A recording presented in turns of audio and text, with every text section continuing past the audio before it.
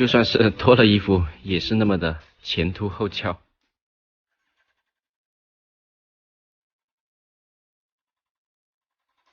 万般皆下品，唯有是竿高，颜值里面数一数二的存在。这个价位里面能开到一台最好的四缸车。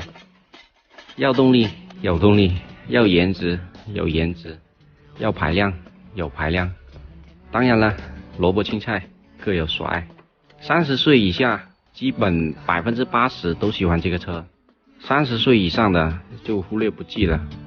其他什么复古、巡航、ADV、越野，很多选择。30岁以下的年轻基本都会喜欢这一款车。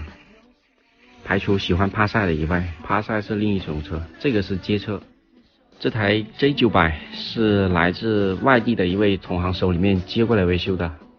这位同行也是说搞得头大了，由于这个异响困扰了许久，用尽了毕生经验也查不出来。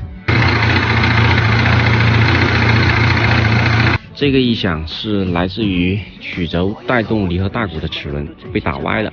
至于怎么被打歪就比较难解释了，因为这个车经历了几手车主，而且这个离合大鼓是被人为的改过的。